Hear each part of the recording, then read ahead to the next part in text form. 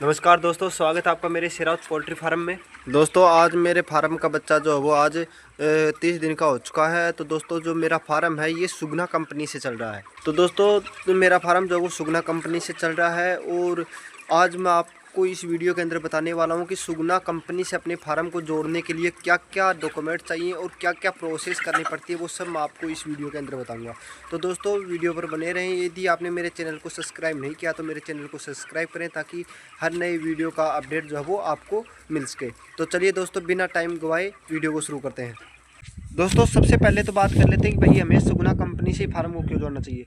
तो भाई सुगना जो कंपनी है वो जो चूजा और दाना है वो भी खुद देती है और दवाई हर प्रकार की मेडिसिन है जो है वो भी कंपनी देती है। और टाइम टाइम पर कंपनी के जो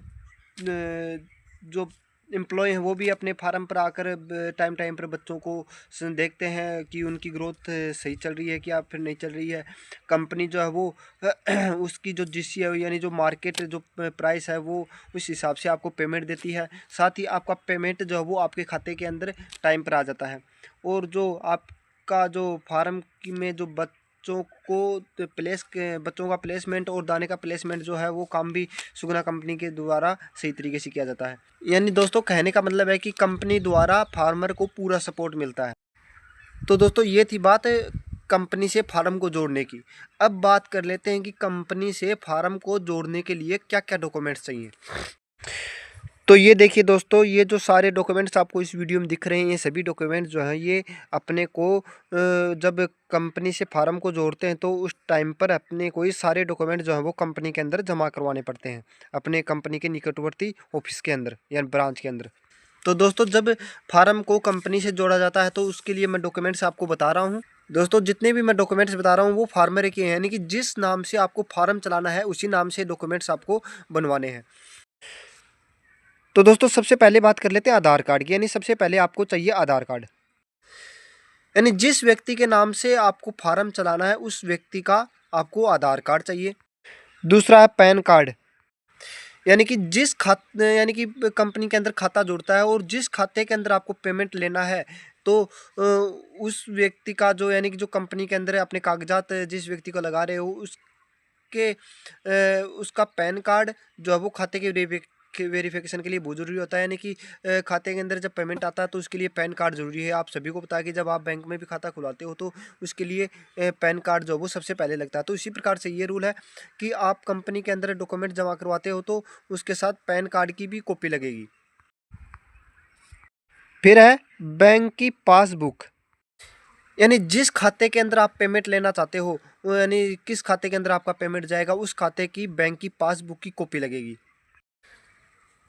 और जो आपको बैंक की जो पासबुक जमा करवानी है वो एंट्री के साथ ही जमा करवानी होगी, यानी उसके अंदर पिछले 6 महीने का लेन देन जो है वो आपको जो कंपनी है वो मांगती है कि आपने आपके खाते की एक्टिविटी के लिए कि भैया आपका खाता एक्टिव है या फिर नहीं है, तो इसलिए उसके अंदर 6 महीने की एंट्री के साथ ही आपको बैंक की पासबुक की जो कॉपी है वो लगानी है। यदि आपके पास बैंक की पासबुक की एंट्री नहीं हो रही है तो आप बैंक से अपने पिछले जो लेन देन उनका रिकॉर्ड निकलवा कर भी आप कंपनी के अंदर जमा करवा सकते हो। फिर है भाई 3 कैंसिल चेक भी आपको कंपनी के अंदर जमा करवाने होंगे सिग्नेचर के साथ, यानी कि उनके ऊपर आपको सिग्नेचर करके देना होगा। फिर चाहिए आपको बैंक वेरिफिकेशन। आपको कंपनी के द्वारा एक बैंक वेरिफिकेशन के लिए एक अलग से एक फार्म दिया जाएगा। वो फार्म आपको बैंक में ले जाकर यानी उस फार्म के ऊपर आपको सिग्नेचर करना है और उसके ऊपर आपकी डिटेल सारी भर के तैयार करके उसको बैंक में ले जाना है। यानी जिस बैंक की आप पासबुक लगा रहे हो उस बैंक के अंदर ही आपको वो फार्म लेकर जाना है। वहाँ पर आपको अपना सिग्नेचर वेरिफिकेशन करवा के लाना है, यानी कि ये सिग्नेचर आप ही का है या फिर नहीं है, इस प्रकार से बैंक का वेरिफिकेशन मांगा जाता है। तो उसके ऊपर बैंक द्वारा एक सील मोहर लगाई जाएगी और साथ ही बैंक द्वारा वो सिग्नेचर करके आपको वेरीफाई करके दे दिया जाएगा। वो आपको कंपनी के अंदर जमा करवाना होगा। उसके बाद में है जमाबंदी डिजिटल, यानी दोस्तों आपको जमाबंदी की भी कॉपी चाहिएगी। यानी कि जमाबंदी में आप जो ज़मीन का प्रूफ चाहिए कि भैया आप अपनी ज़मीन पर बनवा रहे हो या फिर किसी और ज़मीन पर अपना फार्म जो बना रखा है, तो इस प्रकार से ज़मीन की जमाबंदी भी लगती है और डिजिटल वाली लगती है। यानी कि एक तो सादी जमाबंदी आती है और एक के ऊपर आपको एक क्यूआर कोड मिलेगा, यानी कि क्यूआर कोड के साथ आती है, तो उसको डिजिटल जमाबंदी बोलते हैं। तो उस जमाबंदी की भी आपको एक कॉपी आपको कंपनी के अंदर देनी होगी। फिर आता है बिजली का बिल। आपको बिजली के बिल की भी कॉपी आपको कंपनी के अंदर जमा करवानी होगी, क्योंकि इससे ये कंपनी जो है ये उसके अंदर ये प्रूव करता है कि भाई आपने अपने फार्म के ऊपर बिजली का कनेक्शन ले रखा है या फिर नहीं ले रखा है। इसके लिए कंपनी जो है वो आपसे बिल मांगती है कि आपके फार्म पर कनेक्शन है या फिर नहीं है बिजली का। तो इसलिए आपको एक बिजली का बिल भी साथ में लगाना होगा। फिर देना आपको 500 रुपये का स्टाम्प। उसके के बाद आपको 500 रुपये का स्टाम्प जो है वो पेपर लाना है। इन स्टाम्प भी आपको ओरिजिनल लेकर आना है, यानी कि एक तो ई स्टाम्प आता है जो कि ई मित्र वाले आपको निकाल कर देते हैं, और एक ओरिजिनल जो आपको कोर्ट के अंदर मिलता है या फिर कई एडवोकेट भी रखते हैं, तो वो स्टाम्प 500 रुपये का आपको साथ में लगाना है। उसके बाद में आता है एक 50 रुपये का स्टाम्प, और एक है कि 50 रुपये का स्टाम्प यदि आपके पास नाम ज़मीन नहीं है तो। 500 रुपये के स्टाम्प के अलावा आपको एक 50 रुपये का स्टाम्प भी आपको जमा करवाना होगा। एक 500 का स्टाम्प भी आपको लगाना होगा साथ में। और यदि आपके नाम ज़मीन है तो आपको कोई स्टाम्प नहीं लगाने की ज़रूरत है, और यदि आपके नाम ज़मीन नहीं है और आपके जो पापा जी हैं फिर माता जी हैं किसी के नाम से भी ज़मीन है और उनकी वो एक्सपायर हो चुके हैं, तो उनके लिए अलग से एक 50 रुपये का स्टाम्प आपको चाहिएगा। साथ में उसके साथ आपको मृत्यु प्रमाण पत्र की भी कॉपी लगानी होगी। फिर आपको लानी है सरपंच की एनओसी, 3 फोटो पासपोर्ट साइज। आपको सरपंच के द्वारा एनओसी लिखवा कर लानी होगी, यानी कि इससे इसका कंपनी जो एनओसी वो इसलिए मांगती है कि जो आप पोल्ट्री फार्म कर रहे हो वो जो शहर है, ग्रामीण जो क्षेत्र है उसे 500 मीटर दूर होना चाहिए। तो कंपनी जो ये एनओसी इसलिए मांगती है ताकि भाई आपके गांव वालों को आपके फार्म से कोई दिक्कत है या फिर नहीं है, तो इसलिए आपको सरपंच की एनओसी यानी नो ऑब्जेक्शन सर्टिफिकेट जो है बोला जाता है वो मांगती है, कि ताकि उससे ये साबित होता है कि भाई जो गांव है उसको आपके फार्म से कोई दिक्कत नहीं है। इसलिए वो प्रूफ जो है वो कंपनी मांगती है, ताकि कल यदि कंपनी आपके फार्म में बच्चे डाल दे और उसके बाद में कोई दिक्कत ना हो, इसलिए जो कंपनी है वो एनओसी सरपंच की आपसे मांगती है। तो आपको एनओसी भी लगानी सरपंच की, और 3 आपको पासपोर्ट साइज फोटो लगानी है आपकी। उसके बाद में आपको लगाना राशन कार्ड, वोटर आईडी, यानी कि आपको अपने जो वोटर कार्ड है उसकी आईडी भी लगानी है, और साथ में आपको अपने राशन कार्ड की कॉपी भी लगानी है।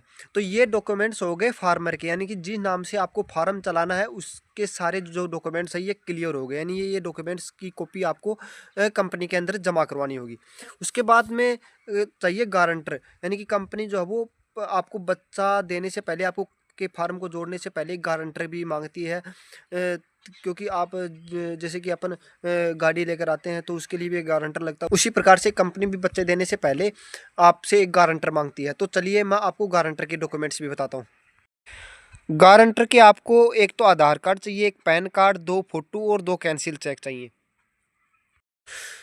तो दोस्तों गारंटर का चाहिए आपको एक आधार कार्ड, यानी कि गारंटर के आधार कार्ड की कॉपी लगेगी, साथ में गारंटर का पैन कार्ड लगेगा, और उसकी 2 पासपोर्ट साइज फ़ोटो लगेंगी और 2 कैंसिल चेक विथ सिग्नेचर के साथ लगेंगे। ये डॉक्यूमेंट्स हो गए गारंटर के।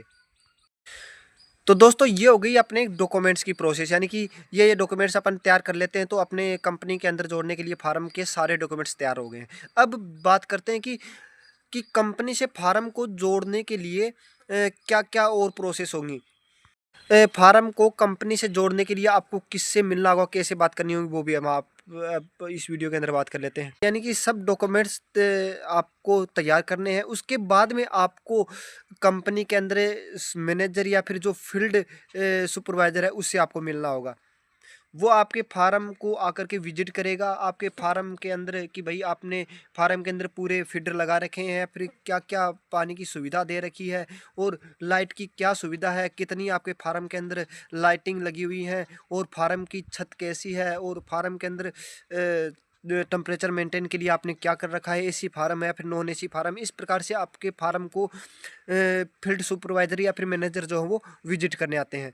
यानी कि वो देखने आएंगे कि आपके फार्म के अंदर पूरी व्यवस्था है या फिर नहीं है। ये सब प्रोसेस के लिए आपको फील्ड सुपरवाइजर या फिर मैनेजर से मिलना होगा, जो कि आपके फार्म की नापतोल भी करेंगे कि आपके फार्म की वर्कफुट निकाल कर जोड़ेंगे कि भाई आप के फार्म के अंदर कितने चूजे आएंगे, किस प्रकार से आएंगे, वो सब आपके फार्म की का जो फील्ड है या एरिया है वो लोग चेक करके जाएंगे। तो उसके बाद में ही आपको बच्चे मिलेंगे। यानी जो फील्ड सुपरवाइजर मैनेजर है वो इस सब आपके फार्म की पूरी जांच करके आपके फार्म को विजिट कर देंगे। उसके बाद में आपको सारे जो डॉक्यूमेंट्स हैं वो कंपनी के अंदर आपको जमा करवाने हैं, और वहाँ पर आपको कंपनी के द्वारा एक एग्रीमेंट दिया जाएगा जो कि 3 साल के लिए होता है। यानी कि कंपनी जो एग्रीमेंट देती है वो आपको 3 साल के लिए देगी। उसके अंदर सभी जो सारी जो शर्तें वो लिखी होती हैं, कॉन्ट्रैक्ट एग्रीमेंट बोलते हैं उसको, वो दिया जाएगा, जिसके अंदर ये लिखा होगा स्टेप बाय स्टेप की कंपनी आपको कितना पेमेंट देगी, किस हिसाब से देगी, और आपको कंपनी के द्वारा क्या क्या दिया जाएगा, और आपको क्या क्या फार्म के अंदर करना होगा, ये सब उस एग्रीमेंट के अंदर लिखा होगा। साथ में ही कंपनी के द्वारा फार्म के अंदर कितनी मॉडल्टियाँ लो हैं, तो ये सब चीज़ उसके अंदर लिखी होंगी।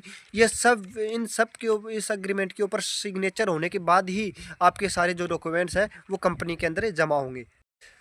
डॉक्यूमेंट जमा होने के 5-7 दिन बाद में आपके फार्म का कोड आता है। यानी कि जैसे कि ये मेरा फार्म है, ये सुगना कंपनी की ही फाइल है, मेरे फार्म के अंदर चिक्स हैं तो उनकी ये फाइल है। तो इस फाइल के ऊपर जैसे बंसीलाल, यानी मेरे नाम से ये फार्म चल रहा है बंसीलाल पीएफ, और ये मेरे फार्म कोड है 221995। आपके फार्म के कोड आने के बाद 15 से 20 दिन बाद में आपके फार्म के अंदर बच्चे आएंगे। दोस्तों जो सुगना कंपनी है वो आपके फार्म के अंदर जब बच्चे डालती है तो पूरी फार्म की डिटेल जो वो अच्छी तरह से निकालती है। तो इसलिए अपने फार्म का वेंटिलेशन भी अच्छा रखें, फार्म एकदम साफ़ सुथरा हो, फार्म के अंदर दाना और पानी की पूरी व्यवस्था हो, बिजली की व्यवस्था अच्छी तरह से हो, और फार्म यदि आपका एसी फार्म है तो एसी फार्म के अंदर कूलिंग पैड और आपका जो फैन सिस्टम है वो एकदम सही हो।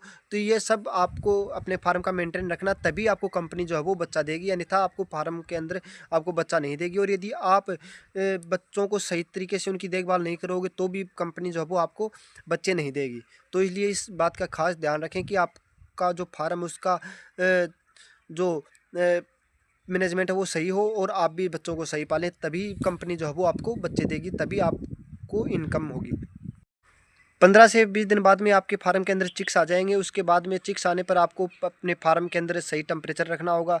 साथ में बच्चों को उतारने के लिए आपके फार्म के अंदर सारा जो सिस्टम है वो आपको कंपनी वाले बताएंगे किस हिसाब से करना है, उस हिसाब से आपको मेंटेन करना होगा। फिर आपको बच्चों को दाना खिलाना है, वैसे ये सब काम आपको अपने फार्म के अंदर करने होंगे, जो कि आपको लाइन सुपरवाइजर जो आएगा वो आपको ये सब बातें आपको वो टाइम पर बताते रहेंगे। यानी जब भी लाइन सुपरवाइजर आएगा वो आपको बता देगा कि भाई किस हिसाब से आपको बच्चों को डालना है, दाना डालना है, किस हिसाब से क्या करना है, वो सब आपको वो जानकारी देंगे।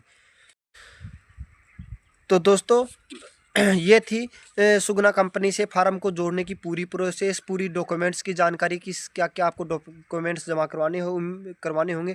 दोस्तों अगर वीडियो अच्छा लगा हो तो वीडियो को लाइक करें, शेयर करें और कमेंट ज़रूर करें, और इस प्रकार के हर नए वीडियो को देखने के लिए मेरे शेरावत पोल्ट्री फार्म को चैनल को सब्सक्राइब जरूर करें। तो मिलते हैं दोस्तों अगली वीडियो में, तब तक के लिए नमस्कार।